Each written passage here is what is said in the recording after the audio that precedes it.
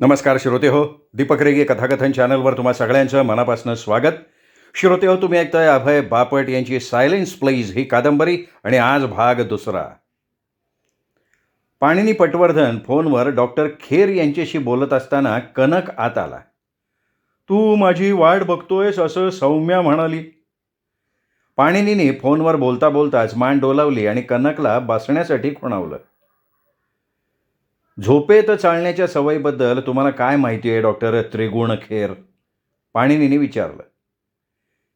Doctor, तुमच्यासाठी माझ्याकडे एक रुग्ण आहे. रात्री हातात चाकू घेऊन तो झोपेत चालतो, घराभोवती फिरतो अनवाणी. आपण आज भेटणार आहोत त्याला रात्री. मी तुम्हाला 7:30 वाजता फोन करतो. तुम्ही त्याला तपासा. त्याच्या बायकोचं म्हणणं आहे की तो वेडा आहे. नाही नाही, ठीक आहे ठीक आहे, मी तुम्हाला क्लबमधनं घेतो. आपण एकत्र जाऊया.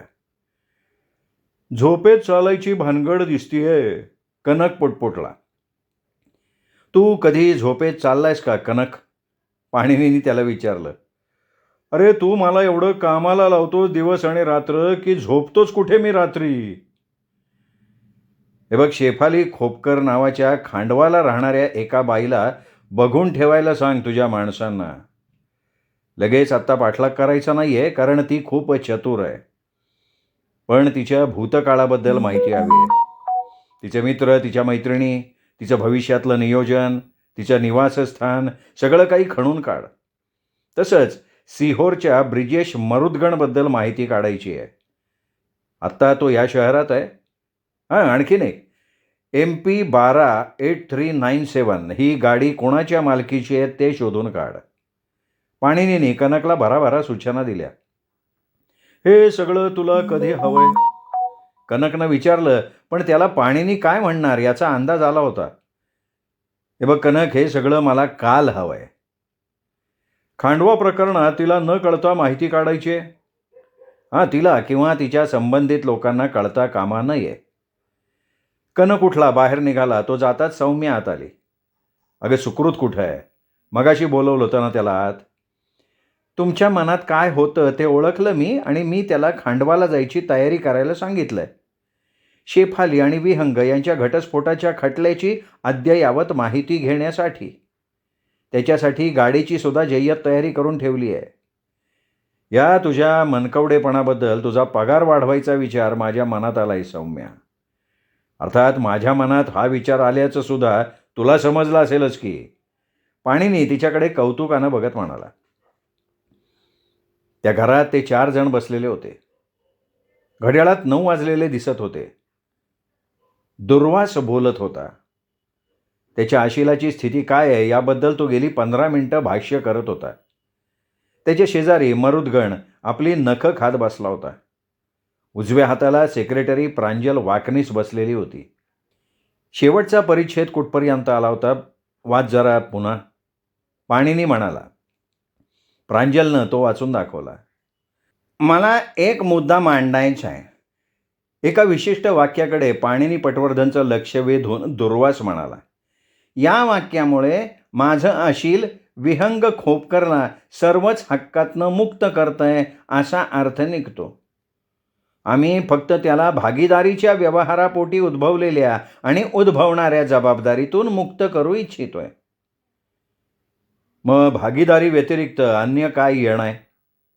नाही, मला नाही माहिती काही असेल तर मग सर्व जबाबदारीतून मुक्त असा शब्दप्रयोग वापरायला काय हरकत आहे? तसं काही असेल तर तुमच्या आशिलाला आत्ताच पुढे येऊन सांगू द्या. मला सगळ्या बाबींचा आजच निपटारा करायचा आहे. पाणिनी दुर्वासला म्हणाला. उत्तर देऊ नकोस. दुर्वास मरुदगणला म्हणाला. बोलायचं काम आहे ते मी करतोय. पाणिनीने उसासा सोडला. शांतपणे टेबलवर ठेवलेल्या फाईलमधनं एक पत्र बाहेर काढलं. दुर्वास समोर टाकलं. मरुदगणनं खोपकरला सही करून दिलेलं हे पत्र आहे. तुमच्या आशिलाची सही तुम्ही नाकारणार नाही ना? दुर्वासनं चष्म्यातनं ते पत्र वाचलं. माझ्या आशिलाला त्याच्या कायदेशीर हक्कांची कल्पना नसताना त्याने हे पत्र लिहिलेलं आहे. पाणिनी उठून उभा राहिला. ज्या पद्धतीनं तुम्ही हा जमत आलेला विषय फिसकटवून टाकायचा प्रयत्न करताय ना, ते मला आवडत नाही आहे. तुमच्या अशिलानं माझ्या अशिलाला ठरलेली रक्कम स्वीकारून केवळ भागीदारीच्याच नाही तर सर्वच जबाबदारीतनं मुक्त केल्याचं लेखी दिलं पाहिजे. नाहीतर विहंग खोपकर तुमच्या अशिलाला म्हणजे मरुदगणला एक छादामसुद्धा देणार नाही. मरुदगणनं आपली नजर वर केली, दुर्वासकडे बघितलं, थोडी चुळबुळ केली, काहीतरी बोलायला गेला पण गप्प बसला. दुर्वास पाणिनीच्या वक्तव्यानं प्रचंड दुखावला. रागानं बोलायला उठला, पण त्याच्या नजरेनं मरुदगणची अस्वस्थ हालचाल टिपली आणि स्वतःला शांत करत तो म्हणाला, मी माझ्या अशिलाशी खाजगीत बोलू इच्छितो. ते दोघे उठून दुसऱ्या खोलीत गेले. डॉक्टर खेर विहंगच्या हालचाली बारकाईनं टिपत होते. अचानक विहंगचे ओठ वाकडे झाले. क्षणभरात तो कंप चेहऱ्यापर्यंत ओढला गेला. त्याने खिशातनं रुमाल काढला, आपला चेहरा पुसला. महत्प्रयासानं आपल्याला आलेल्या आकडीवर त्यांनी ताबा मिळवला. त्यांना एक छादामही देऊ नका, तो ओरडला. मला आयुष्यातनं उठवायला बघताय ते लोक. एवढ्यात पाणिनीला फोन आला. सौम्या बोलत होती. कल्पकनी सिहोरमधून तुम्हाला हवी ती माहिती काढली आहे. तसंच सुकृतसुद्धा आलाय खांडवावरून. प्रथम कनकशी बोला, नंतर सुकृतशी. कनकचा आवाज पाणिनीच्या कानावर आला. पाणिनी, मोठं घबाड लागले बरं का हाती. वीरभद्र मांजरेकर नावाच्या एका माणसाच्या विधवा पत्नीने मरुदगण विरुद्ध 2 महिन्यांपूर्वी दावा लावलाय. तिचं असं म्हणणं आहे की वॉल्व घासण्याचं यंत्र जे स्वतः बनवल्याचा दावा मरुदगणनं केलाय आणि त्याचं पेटंट घेऊन त्याच्या जीवावर मोठी कंपनी काढली आहे, ते मूळ पेटंट तिच्या नवऱ्याच्या नावाचं होतं. वीरभद्र क्षयरोगाने आजारी होता तेव्हा मरुदगणनं त्याच्याशी मैत्रीचं नाटक करून धंद्यात मदत देऊ केली आणि मग त्याला अंधारात ठेवून फ्रॉड करून त्याच्या नावाचं पेटंट स्वतःच्या नावाने केलं. त्या बाईला हे कळल्यावर तिने त्याच्याविरुद्ध दावा लावला. कोर्टानं त्याला समन्स काढलंय, पण मरुदगण सापडला नाहीये कुठे. अनेक वेळा असं घडलं तेव्हा तिने गुप्तहेर एजन्सी नेमून त्याचा पत्ता शोधायचं काम त्यांना दिलं. आणि काय झालं रे, सुदैवानं मी त्याच एजन्सीची मदत घेतली होती, कनक म्हणाला. नाही, पण तू त्यांना सांगितलंस का मरुदगण सापडलाय? नाही, अजून सांगितलेलं नाही आहे, पण सांगावं लागेल. चालेल ना? अरे, मला तर ते आवडेल. आता दुसरी बातमी. तू दिलेल्या गाडीच्या नंबरवरनं मी तपास काढला. त्या गाडीच्या मालकीण बाईचं नाव आहे शेफाली खोपकर. त्यानंतर सौम्यानं सुकृतकडे फोन दिला. सर, शेफाली खोपकरला बरोबर गेल्या वर्षी याच महिन्याच्या 13 तारखेला घटस्फोटाचा अंतरिम आदेश मिळालेला आहे. तुला शेफाली खोपकर कुठे राहते ते समजलंय? पाणिनीने त्याला विचारलं. हो, मला समजलाय पत्ता. मग तू एक काम कर, तिच्या घरापासून थोड्या अंतरावर तुझी गाडी पार्क कर. तिच्या घरावर लक्ष ठेव. तिच्या गाडीचा नंबर MP128397 असा आहे. ती गाडी घेऊन घरातनं बाहेर पडली तर पाठलाग कर. तिच्याकडं कोणी भेटायला आलं तिला तर त्यांच्या गाड्यांचे नंबर टिपून घे. पाणिनी म्हणाला आणि पुन्हा आत आला तेव्हा दुर्वास त्याचीच वाट बघत होता. पटवर्धन, बोलणं झालं आमचं. तुमच्या अशिलाने माझ्या अशिलाच्या म्हणजे मरुदगणच्या परवानगीशिवाय भागीदारी फर्मच्या मालकीच्या काही मालमत्ता परस्पर विकल्या. पेटंटची किंमत ही. दुर्वास बोलत होता, पण त्याला मध्येच तोडत पाणिनी म्हणाला, विसरा आता ते सगळं. 10 वेळा सांगून झालंय ते. मला तुमची बोलायची पद्धत अजिबात आवडलेली नाही हां, दुर्वास म्हणाला. विहंगाला सगळ्या जबाबदारीतनं मुक्त करायचं असेल तर आधी ठरवलेल्या रकमेपेक्षा 10 लाख जास्त रकमेची मागणी आम्ही करतोय. खोपकर हे ऐकून अस्वस्थ होऊन काहीतरी बोलायला गेला, पण पाणिनीमध्येच म्हणाला, मिस्टर दुर्वास, मला आधी विहंगशी बोलावं लागेल. आज लगेच निर्णय होणार नाही. उद्या रात्री पुन्हा भेटूयात आपण. मला अपेक्षा नव्हती की आपला निर्णय लांबेल. पटवर्धन, तुम्हीच म्हणाला होतात ना की आजच्या आज सगळ्या विषयांचा निपटारा करायचा आहे म्हणून. उद्या रात्री, पाणिनी म्हणाला आणि दुर्वास मरुदगणला घेऊन बाहेर पडला. मला आज सगळं पूर्ण करायचं होतं. पैसे कमी जास्त काही फरक पडला नसता मला, विहंग खोपकर म्हणाला. हे बघ, ते सगळं विसर. आपण मरुदगण विरुद्ध दावा लावणार आहोत. तो फ्रॉड आहे, फ्रॉड. त्यांनी वॉल ग्राइंडिंगच्या मशीनचा शोध वगैरे काहीही लावलेला नाही आहे. वीरभद्र नावाच्या माणसाने तो शोध लावला आहे. त्या वीरभद्रच्या आजारपणात त्याच्याशी मैत्रीचं नाटक करून त्याला फसवून मरुदगणनं त्याचं पेटंट हस्तगत केलं. तो वीरभद्र आता हयात नाही आहे. पण त्याच्या पत्नीच्या ही गोष्ट लक्षात येताच तिने मरुदगण विरुद्ध कोर्टात दावा लावला आहे. पण मरुदगणचा ठाव ठिकाणा न समजल्यामुळे कोर्ट त्याच्यावर समन्स बजावू शकलेलं नाही. आपल्याला मात्र मरुदगण आयता सापडला आहे. त्यामुळे त्याच्याबरोबर करायचा करार आपण काहीतरी थातूर मातूर कारण दाखवून लांबू. दरम्यान तू वीरभद्रच्या बायकोला मरुदगण आहे कुठे याची टीप देऊन टाक. विहंग हे ऐकून अवाक झाला. काहीतरी बोलायला गेला, पण पाणीनी पटवर्धनला अजून काहीतरी बोलायचं हे लक्षात आल्यावर थांबला.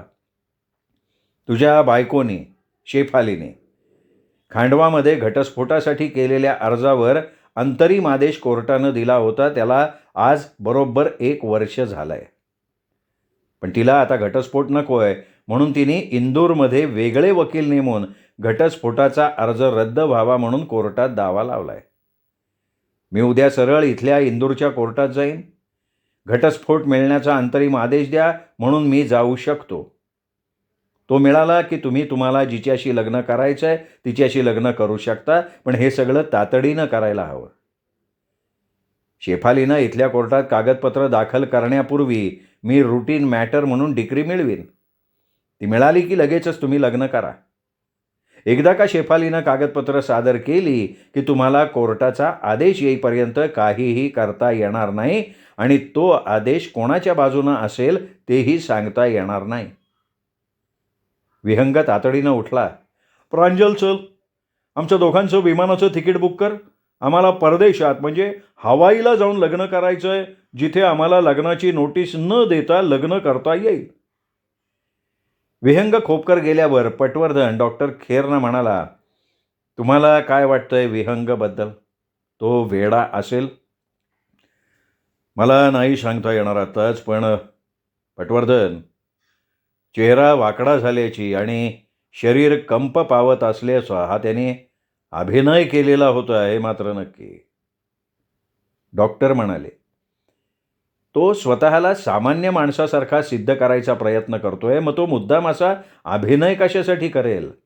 पाणिनीने डॉक्टरांना विचारलं.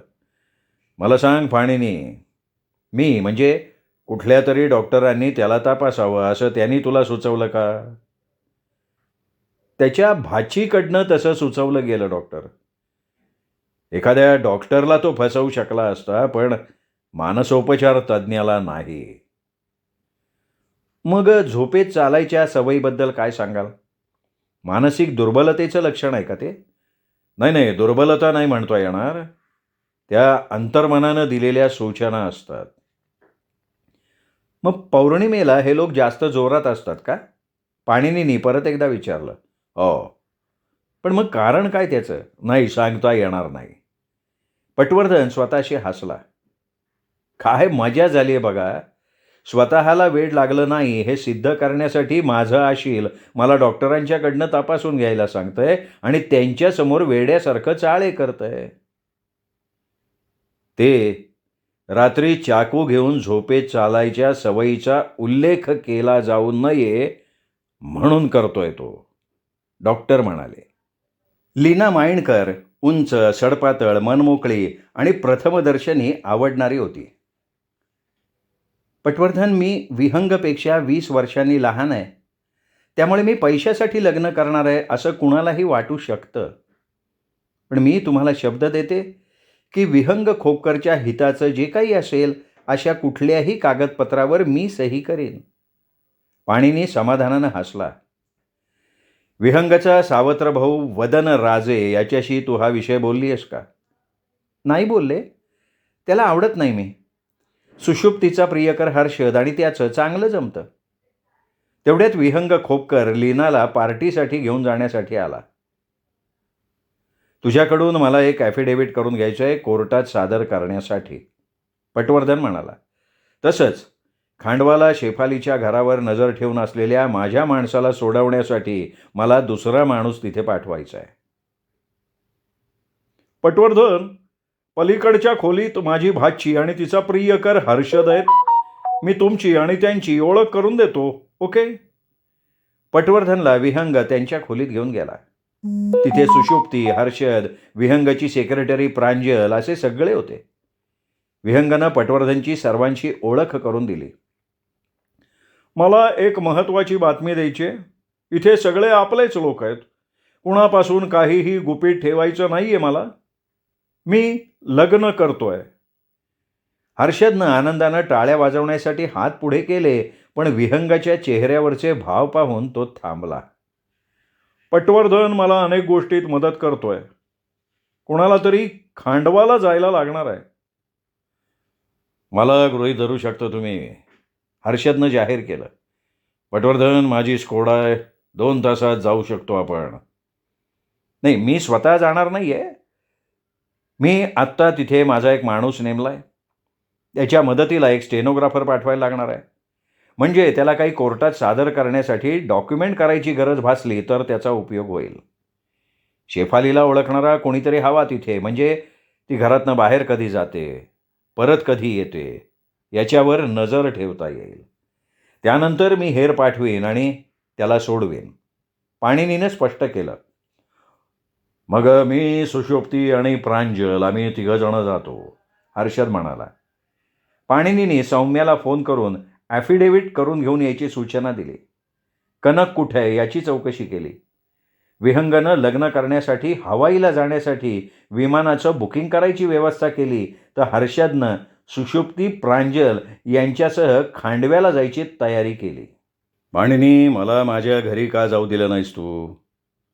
मला इथे विहंगाच्या मोठ्या घरी का डांबून ठेवलेस बाबा तू? डॉक्टरांनी विचारलं. हे बघा, विहंग आणि त्याची पत्नी उद्या सकाळी लग्नासाठी निघणार आहेत.